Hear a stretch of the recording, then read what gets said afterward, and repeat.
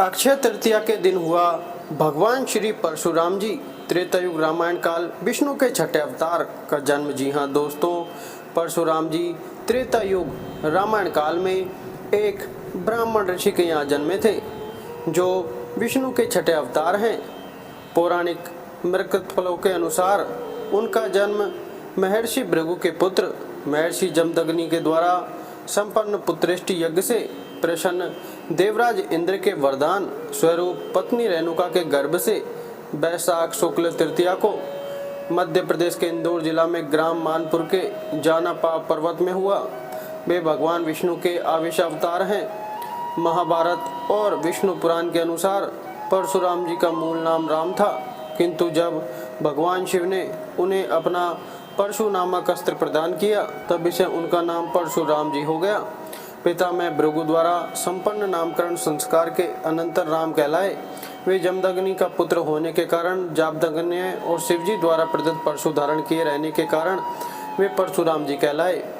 आरंभिक शिक्षा महर्षि विश्वामित्र एवं ऋषिचिक के आश्रम में प्राप्त होने के साथ ही महर्षि ऋषिचिक से सार्जन नामक दिव्य वैष्णव धनुष और ब्रह्मषि कश्यप से विधिवत अविनाशी वैष्णव मंत्र प्राप्त हुआ। तदंतर कैलाश गिरिशृंग पर स्थित भगवान शंकर के आश्रम में विद्या प्राप्त कर विशिष्ट दिव्यास्त्र विदुद्भी नामक परशु प्राप्त किया। शिवजी से उन्हें श्री कृष्ण का त्रैलोक्य विजय कवच स्तवराज स्त्रोत एवं मंत्र कल्पतरु भी प्राप्त हुए। चक्र तीर्थ में किए कठिन तप से प्रसन्न हो भगवान विष्णु ने उन्हें त्रेता में राम अवतार होने पर तेजो हरण के उपरांत कल्पांत पर्यंत तपस्यारत भूलोक पर रहने का वर दिया। वे शस्त्र विद्या के महान गुरु थे। उन्होंने भीष्म, द्रोण व कर्ण को शस्त्र विद्या प्रदान की थी। उन्होंने कर्ण को श्राप भी दिया था। उन्होंने एकादश छंद युक्त शिव पंचात्व ऋष नाम स्तोत्र भी लिखा। इच्छित फल प्रदाता परशुराम गायत्री हैं। ओम जामदग्न्याय विद्याय महावीराय धीमहि तन्न परशुराम प्रचोदयात्। वे पुरुषों के लिए आजीवन एक पत्नी व्रत के पक्षधर थे। उन्होंने अत्रि की पत्नी अंशुया, अगस्त्य की पत्नी लोपामुद्रा व अपने प्रिय शिष्य अकृतवर्ण के सहयोग से विराट नारी जागती अभियान का संचालन भी किया था। अवशेष कार्यों में कल की अवतार होने पर उनका गुरुपद ग्रहण कर उन्हें शस्त्र विद्या प्रदान करना भी बताया गया है। परशुराम जी का उल्लेख रामायण, महाभारत, भागवत पुराण और कल के पुराण इत्यादि अनेक ग्रंथों में किया गया है। वे अहंकारी और दृष्ट हेय वंशी क्षत्रियों का पृथ्वी से 21 बार संहार करने के लिए प्रसिद्ध हैं। वे धरती पर वैदिक संस्कृति का प्रचार प्रसार करना चाहते थे। कहा जाता है कि भारत के अधिकांश ग्राम उन्हीं के द्वारा बसाए गए, जिसमें कोंकण, गोवा एवं केरल का समावेश है। पौराणिक कथा के अनुसार भगवान परशुराम केत कर चलकर गुजरात से लेकर केरला तक समुद्र को पीछे धकेलते हुए नई भूमि का निर्माण किया और इसी कारण कोंकण, गोवा और केरला में भगवान परशुराम वंदनीय हैं। वे भार्गव गोत्र की सबसे आज्ञाकारी संतानों में से एक थे, जो सदैव अपने गुरुजनों और माता पिता की आज्ञा का पालन करते थे। वे सदा वृद्धों का सम्मान करते थे और कभी भी उनकी अवहेलना नहीं करते थे। उनका भाव इस जीव सृष्टि को इसके प्राकृतिक सौंदर्य सहित जीवंत बनाए रखना था। वे चाहते थे कि यह सारी सृष्टि पशु पक्षियों, वृक्षों, फल फूल और समूची प्रकृति के लिए जीवंत रहे। उनका कहना था कि राजा का धर्म वैदिक जीवन का प्रसार करना है, न कि अपनी प्रजा से आज्ञा पालन करवाना। वे एक ब्राह्मण के रूप में जन्मे अवश्य थे, लेकिन कर्म से एक क्षत्रिय थे। उन्हें भार्गव के नाम से भी जाना जाता है। यह भी ज्ञात है कि परशुराम ने अधिकांश विद्याएं अपनी बाल्यावस्था में ही अपनी माता की शिक्षाओं से सीख ली थी।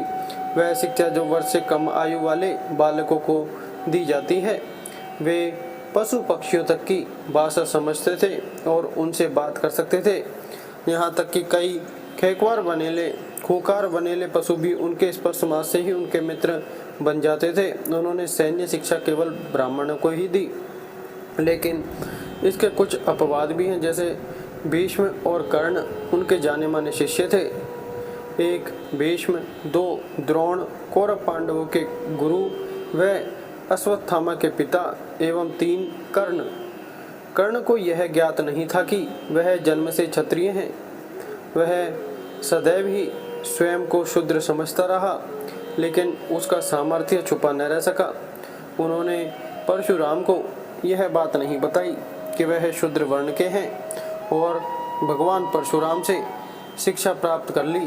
किंतु जब परशुराम को इसका ज्ञान हुआ तो उन्होंने कर्ण को यह श्राप दिया कि उनका सिखाया हुआ सारा ज्ञान उसके किसी काम नहीं आएगा, जब उसे उसकी सर्वाधिक आवश्यकता होगी।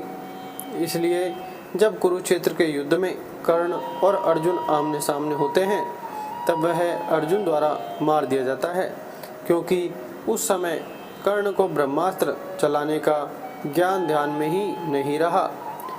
परशुराम जी का जन्म प्राचीन काल में कन्नौज में गादी नामक के एक राजा राज्य करते थे।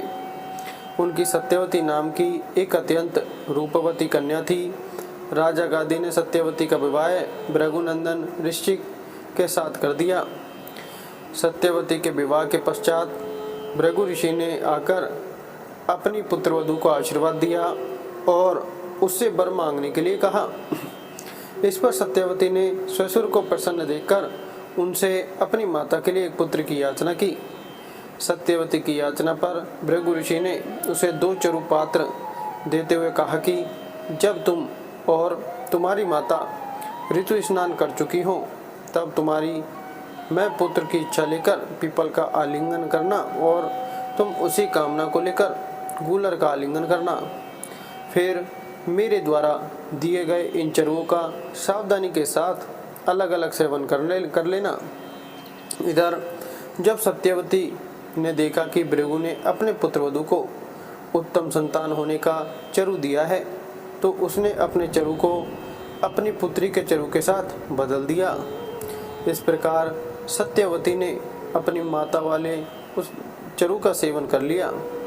योग शक्ति से भृगु को इस बात का ज्ञान हो गया और वे अपनी पुत्रवधू के पास आकर बोले कि पुत्री, तुम्हारी माता ने तुम्हारे साथ छल करके तुम्हारे चरु का सेवन कर लिया है, इसलिए अब तुम्हारी संतान ब्राह्मण होते हुए भी क्षत्रिय जैसा आचरण करेगी और तुम्हारी माता की संतान क्षत्रिय होकर भी ब्राह्मण जैसा आचरण करेगी।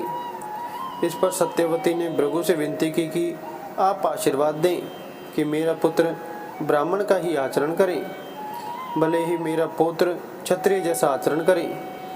भृगु ने प्रसन्न होकर उसकी विनती स्वीकार कर ली। समय आने पर सत्यवती के गर्भ से जमदग्नि का जन्म हुआ। जमदग्नि अत्यंत तेजस्वी थे।